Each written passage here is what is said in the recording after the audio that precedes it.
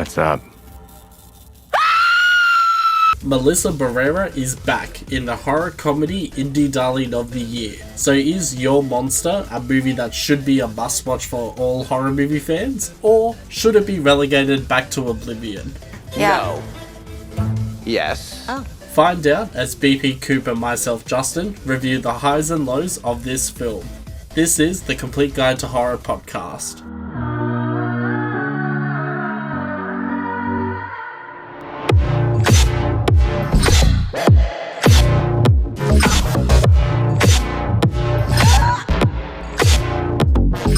Your Monster is a 2024 American romantic comedy horror film written and directed by Caroline Lindy based on her 2019 short film of the same name.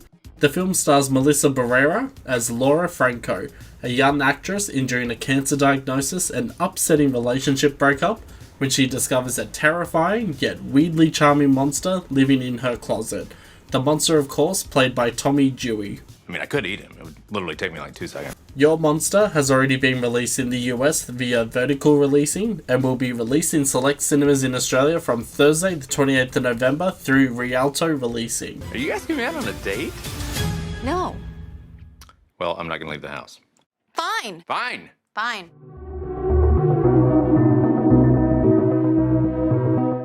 Now, my overall thoughts on this movie is that I actually think it's quite a fun little watch. I wasn't expecting too much because this isn't necessarily my type of film. Like, yes, this is comedy horror. Yes, it has Melissa Barrera, who I absolutely loved in the Scream films, but it's not necessarily a movie I personally would run to. So, always happy to review something new for this podcast. Look, I liked it. I think that it was good.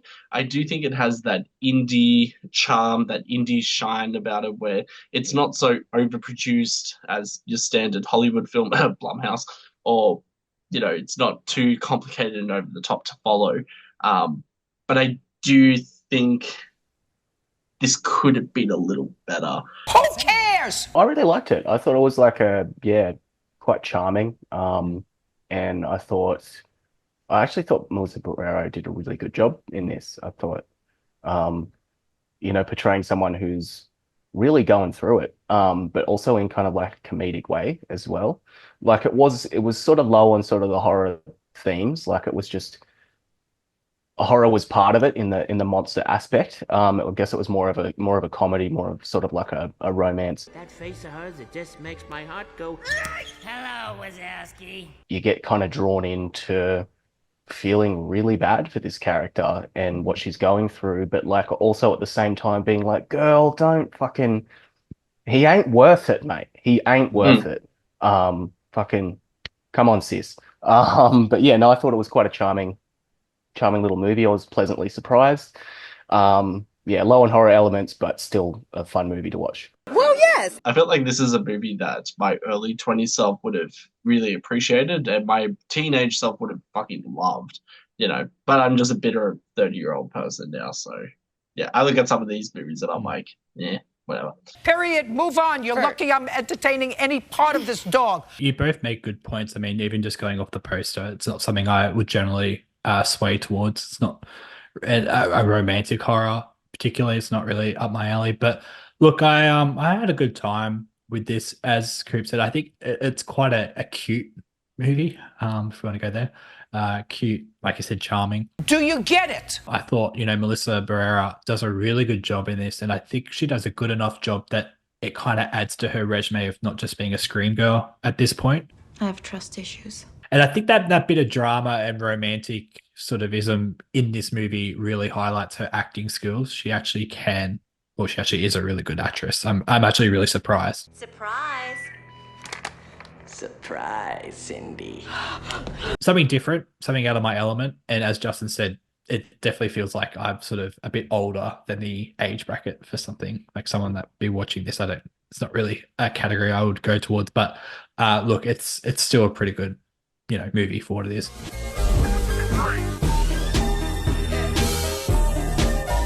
For my favorite parts, I do want to sing out Melissa Barrera. So in this little TikTok video I made and in the intro for this episode, I said that she was miscast. I don't mean that in a bad way. in terms of I think that she was the complete star of this entire movie. So everyone else in this movie does go down a peg, where I felt that maybe if they had someone who was maybe not as good as acting, maybe they only had one or two roles under their belt, it would have fit the movie just a bit more.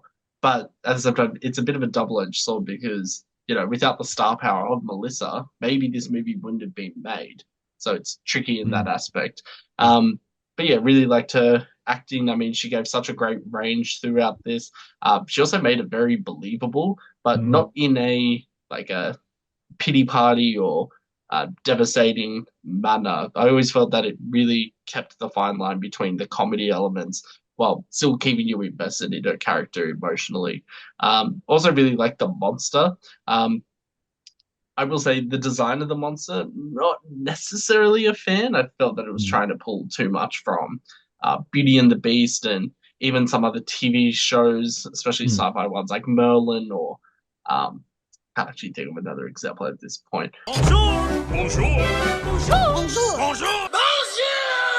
I know I wanted something a bit more unique rather than just a rip-off amalgamation of all the different beasts that we've seen in other TV shows and movies. Then go ahead and start! As I've already mentioned, Melissa Barrera did a really good job. As BP touched on, this is a movie that really shows her range as an actor. Tommy Dewey as the monster was very entertaining. Tommy Dewey was very entertaining. I thought the script was really well written. I really enjoyed it. There's just all these subtle little jokes and jabs here and there, particularly the back and forth between Laura and her terrible nurse. I thought you'd be used to it by now. It's just oh, you've got bad veins. It's like I've got a bad nurse. I thought that was really good. Caroline Lindy, got to shout her praises. I'm interested to see what else she does. She wrote and directed this. It's based on her own short film. I think this definitely could be an up and comer. Whether that's in the horror horror genre or others. I thought it was very well directed. I thought the payoff at the end was really nice as well. I mean, I saw it coming. For those who haven't seen it, maybe pause it here. I'm going to give something away. But the reveal that the monster was, it's part of herself. It's a story about, I guess, finding your own worth again. I thought that was really, really cool. And I picked up on it pretty early in the movie. I figured out the monster's not real. It's just sort of that darker side of her that she needs to sort of persevere through cancer and heartbreak. This was the biggest mistake of my life. Oh, maybe you should just tell her how you feel. Hey. The final scene was really well shot where, she ends up, getting her debut moment after killing that piece of shit Jacob, who also Edmund Donovan does an excellent job of playing just such an asshole, a conniving, pretentious douchebag. Go ahead, get rude. Call me up, I'll call you a dude. Chill. I never put my hands on you. I'll call up Anitra, she'll chop you in two.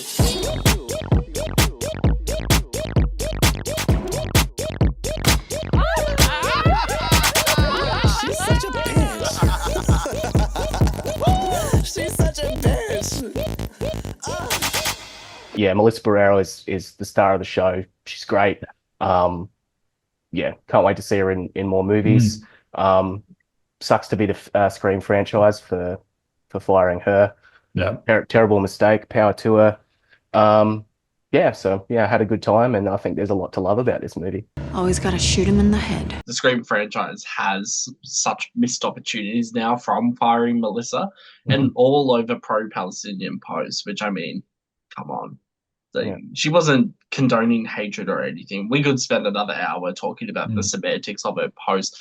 I don't think she meant any harm at all. Yeah. So to just fire her from a massive project, I mean, what the fuck?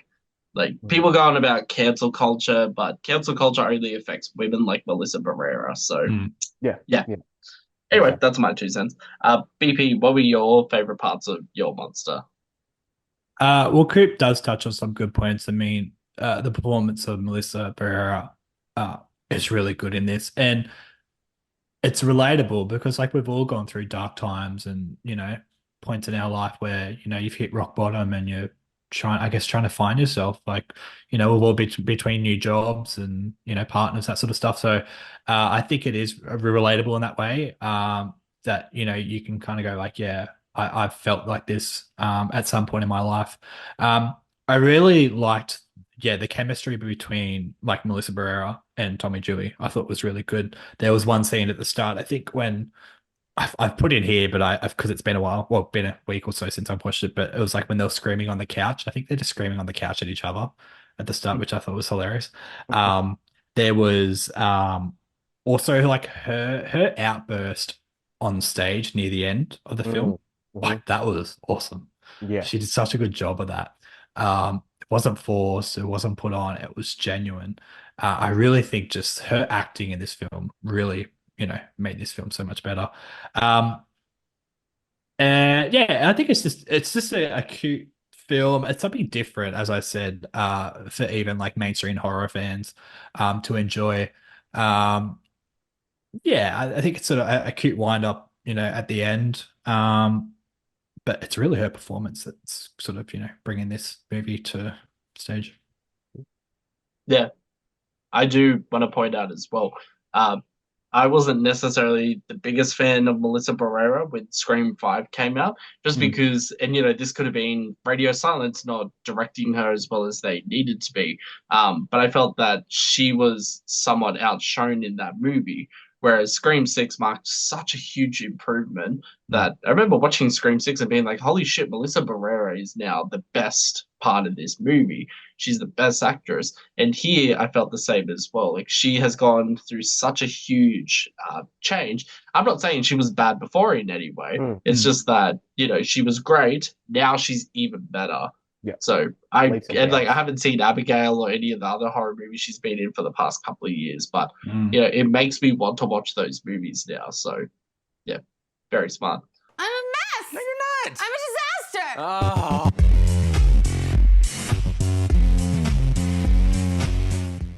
For me, in terms of least favorite parts, it is going to be about more the cinematography aspect. I felt that this movie just kind of all the colors just looked the same-ish. I don't know. I know it's part of that indie charm and it's more to do with budgetary issues per se, but I mean, even looking at BP's background, like if you like squinted your eyes, all the colors would just mix into one. It's all the same browns. There are different scenes like Coop's background where it really highlights the contrast with Melissa's like eye makeup and everything. So there are scenes that do pop. And I was trying to think initially, maybe it's supposed to signify the parts where Melissa's character is deeply depressed. So, it's a lot more muted colors, things are a lot less contrast compared to the more like fantastical sequences like the ending, etc. But I don't think that's necessarily what the filmmakers were going for. I just think they needed something a bit more to really boost those elements. That's pretty much it. I'm not going to shit all over this movie because I actually really enjoy it. Coop, what were your least favorite parts? Yeah, you touched on the color grading. I think there were a few scenes that were kind of a little bit darker than they needed to be, which I know we normally usually say the other things, like with BP's lit remix in some like horror movies, like where things are too bright and too well lit. It still worked, but that was maybe a bit of a sore point there. I actually thought that this movie could have been a little bit longer. I feel like they could have explored some of the side characters a lot more, particularly Maisie's character. But I guess the point of that is there's that distance with her because you realize that she's seeing the ex-boyfriend. But it would have been interesting to see some of the growth of some of the other characters. But I guess again, double-edged sword. The point is the journey of Melissa Barrera's character in this. So yeah, could have been a little bit longer. The lighting in some parts could have been a little bit better, but I'm just being nitpicky, really. Yeah, and perhaps when I first started watching it, I was like, oh well, the monster's not really that scary, but I guess there needs to be that sort of believability of like the attraction between the two of them. So it wouldn't make sense if he was just like a a squid with 50 tentacles coming out of his face, I guess. Yeah. But I wouldn't have minded sort of leaning more into some of the horror themes in this. That I think that could have sort of pushed it a little bit further. Yeah. So to your point about the Beast looking attractive, etc., it reminds me of the meme from Beauty and the Beast, the Disney movie, where it has the side by side of the Beast, and then when the Beast turns human, and people are like, "Ugh, when he's human, he looks ugly. He looks better as the Beast." BB, what were your least favorite parts of your monster? Look, I think probably the biggest gripe I have is that it's not really a horror, as Coop said, as we've sort of found out. So yeah, there's not really a lot of it in it. I know like they've put horror in there, but like you've got like IMDb just says romantic comedy, comedy, romance. Like I would just say it's romantic comedy with like mild themes of horror. So I think for someone like myself who loves horror movies, it makes it like watching again not really something I would probably want to watch just because the horror elements aren't there. Forget it. Personal gripe with Tommy Dewey, just with his lines coming out, I felt like it was Ryan Reynolds from like Deadpool a lot of the time, and I'm just not just the delivery. It just sort of put me off that like just felt like it was Ryan Reynolds under there a lot of the time, and I'm here to sort of watch this movie with this actor, and I'm not a fan of Ryan Reynolds particularly, and just the Deadpool and Marvel, so I think that kind of comes into it. It's interesting you say you want it longer, Coop. You know me, I'm particular with tightening times and stuff like that. I did find it a tad boring in a couple of areas, a little bit. It was just not keeping me exactly focused at all times. Like I was, I watched the whole thing. It just that sometimes it just got a bit bland, and I think it comes back to the lack of horror as well, sort of keeping me within the film. But really, apart from that, I think for this sort of film and what it is, they're kind of nitpick points at this point. But overall, not a horror. That's not a horror movie.